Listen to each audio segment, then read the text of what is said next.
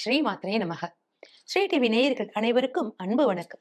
சக்திபீட வரிசையில மத்திய பிரதேசத்தில் உள்ள மிகவும் பழமையான நகரமாக போற்றப்படும் உஜ்ஜயினியில் எழுந்தருளி இருக்கும் அன்னை ஹர்சித்தி மாதா கோவில நாம தரிசித்துக் கொண்டு இருக்கோம்.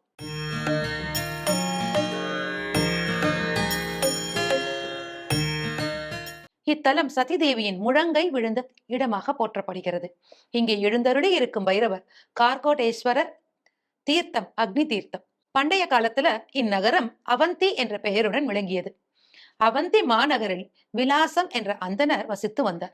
இவர் ஒரு சிறந்த சிவபக்தர். தினமும் சிப்ரா நதிக்கரையில சிவலிங்கம் பிடித்து வைத்து சிவபூஜை செய்து வந்தார். இவருக்கு 4 மகன்கள். அவர்களும் தந்தைக்கு உதவியாக சிவ தொண்டு புரிந்து வந்தனர்கள். அச்சமயம் தூஷணன் என்ற அசுரன் அவந்தி மாநகர மக்களுக்கு பலவிதமான இன்னல்களை கொடுத்து வந்தான். ஊர் மக்கள் அனைவரும் விலாசனை அணுகி தங்களை காக்குமாறு வேண்டினார்கள். ஒரு நாள் விலாசன் சிவபூஜை செய்யும் போது தூஷணன் அங்கு வந்து பூஜை செய்து கொண்டிருந்த சிவலிங்கத்தை அழிக்க முற்பட்டான். அப்போது சிவலிங்கத்தை பிளந்து கொண்டு மகாகாலராக சிவபெருமான் தோன்றி அரக்கனை அழித்தார். அன்று முதல் ஊர் மக்களின் வேண்டுகோளுக்கு இணங்க லிங்க வடிவிலேயே இத்தலத்தில் மகாகாலேஸ்வராக ஈசன் குடிகொண்டு அருள்பாலித்துக் கொண்டு இருக்கிறார். அன்னை ஹர்சித்தி மாதாவின் ஆதி கோவில பேரரசர் விக்ரமாதித்தரால் கட்டப்பட்டதாக கூறப்படுகிறது. விக்ரமாதித்ய மகாராஜாவிற்கு பிரச்சனை வரும்போதெல்லாம் இக்கோவிலுக்கு வந்து தேவியின் அருளை பெற்று பிரார்த்தனை செய்து அன்னையின் அருளால் பிரச்சனையை முடிவுக்கு கொண்டு வந்ததாகவும் கூறப்படுகிறது. பின்னர் 1947 ஆண்டு மராட்டிய அரசர்களின் ஆட்சியின் போது இக்கோவில் புதுப்பிக்கப்பட்டு மீண்டும் கட்டப்பட்டது.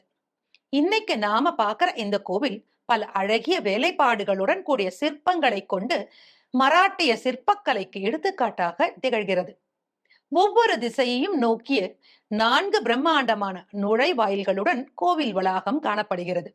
கோவில் கருவறையை சுற்றி பல்வேறு தெய்வங்களுக்கு அர்ப்பணிக்கப்பட்ட ஏராளமான சிறிய சன்னதிகளால் சூழப்பட்டுள்ளது.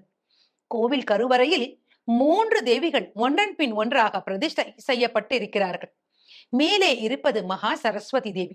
அதைத் தொடர்ந்து பிரதான தெய்வம் ஹர்சித்தி மாதா. இவள் அன்னபூரணி என்றும் மகாலட்சுமியின் அவதாரம் என்றும் போற்றப்படுகிறார்.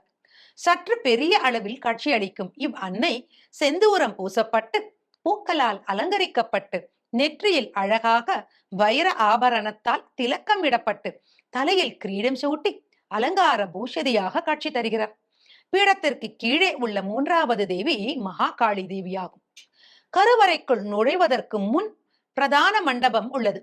அதில் துர்கா தேவியின் 9 வடிவங்களை குறிக்கும் ஸ்ரீ சக்கரம் உட்பட 50 தாந்திரீக தெய்வங்கள் மண்டபத்தின் உள்கூரையில் பிரதிஷ்டை செய்யப்பட்டுள்ளார்கள். நவ துர்கைகளையும் குறிக்கும் ஸ்ரீ யந்திரம் இருப்பது இந்த கோவிலின் சிறப்பு அம்சங்களில் ஒன்றாகும். இந்த கோவிலில் 2 உயர்ந்த பைன் வடிவ தூண்கள் அல்லது ஸ்தம்பம் உள்ளது.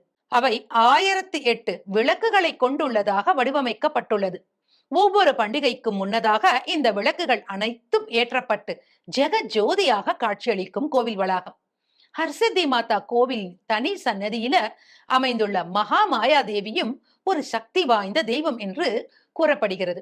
தேவகிக்கு பிறந்த 8வது குழந்தையான கண்ணன் யசோதையின் வீட்டில் விடப்பட்டு அவருக்கு பதிலாக நந்தகோபர் இல்லத்தில் பிறந்த பெண் குழந்தையை வாசுதேவர் தூக்கி வந்தார்.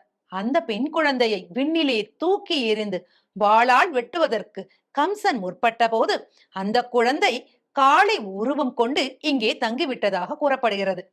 மகாமாயா தேவியின் சன்னதி தரைமட்டத்திற்கு கீழே குறுகிய பாதையுடன் அமைந்துள்ளது. பக்தர்கள் யாரும் உள்ளே நுழைய அனுமதிக்கப்படுவதில்லை.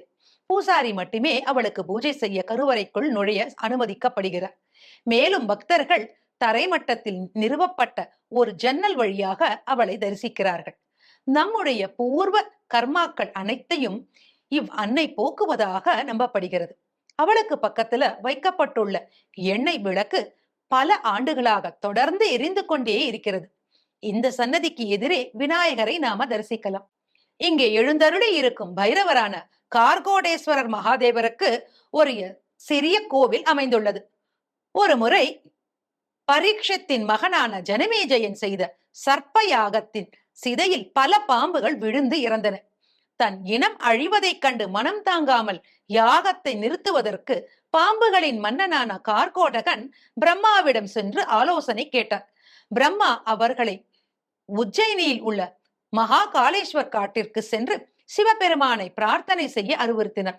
உடனடியாக கார்கோடகன் மற்ற பாம்புகளுடன் மகாகாலேஸ்வர் காட்டிற்கு வந்து தவம் மேற்கொண்டார்கள். அந்த முடிவில் சிவபெருமான் அவர்கள் முன் தோன்றி சாபத்தை நீக்கி அவர்களை சர்ப்ப யாகத்தில் இருந்து காத்து அருளினார். இதனால் மகிழ்ச்சி அடைந்த கார்கோடகன் இத்தலத்திலேயே சிவபெருமான் கார்கோடேஸ்வர மகாதேவர் என்ற பெயரிலே பக்தர்களுக்கு அருள்பாலிக்க வேண்டும் என்று கேட்டுக்கொண்டான். கடந்த தலைமுறைகளில் தங்கள் குடும்பத்தில் சிலர் பாம்பை கொன்று அதால் ஏற்பட்ட பாவங்களை போக்கி பக்தர்களை ஆசிர்வதிக்குமாறும் வேண்டிக் கொண்டான். இதை ஏற்று கார்கோடேஸ்வர மகாதேவ் என்ற பெயரில் இங்கே சிவபெருமான் எழுந்தருளி உள்ளார். இங்கு வரும் பக்தர்கள் தங்கள் குடும்பத்தில் யாரேனும் பாம்புகளை கொன்றிருந்தால் அதன் மூலம் ஏற்பட்ட பாவங்களில் இருந்து விடுபட இங்கு நாகதோஷ பரிகாரங்கள் செய்து தோஷ நிவர்த்தி பெற்று செல்கிறார்கள். இக்கோவிலில் சைத்திர நவராத்திரி 15 நாட்கள் மற்றும் சாரதா நவராத்திரி துர்கா பூஜை என்ற பெயரில் 9 நாட்களும் மிக சிறப்பாக கொண்டாடப்படுகிறது. அந்த நாட்கள்ல கோவில் வளாகம் முழுவதும் தீபம் ஏற்றப்பட்டு மக்கள் பெரும் திரளாக வந்து அன்னையின் அருளை பெற்று செல்கிறார்கள். நவராத்திரி காலங்களில் 9 நாளும் நவ துர்க்கைகளுக்கு தனித்தனியாக பூஜைகள் செய்யப்பட்டு ஒவ்வொரு துர்க்கையாக அன்னை அலங்காரம் செய்யப்பட்டு பக்தர்களுக்கு காட்சி தருகிறார். தீபாவளி அன்று சிறப்பு பூஜைகளும் ஆராதனைகளும் கோவிலில் நடைபெறுகிறது. இவை தவிர ஒவ்வொரு பௌர்ணமி நாட்களிலும் மற்றும் இந்து பண்டிகை காலங்களிலும் கோவிலில் சிறப்பு பூஜைகளும் ஆராதனைகளும் நடைபெறுகிறது. அந்நாள்களில் கோவிலில் உள்ள 1008 விளக்குகளை ஏந்திய ஸ்தம்பங்களில் விளக்குகள் ஏற்றப்பட்டு மிக அழகாக கோவில் வளாகம் காட்சி தருகிறது. இக்கோவிலுக்கு வரும் பக்தர்களின் அத்தனை விருப்பங்களையும் நிறைவேற்றும் தெய்வமாக ஹரசித்தி மாதா இங்கே வீற்றிருக்கிறார்.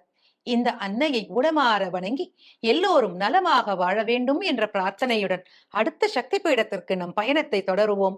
சர்வம் சக்திமயம்.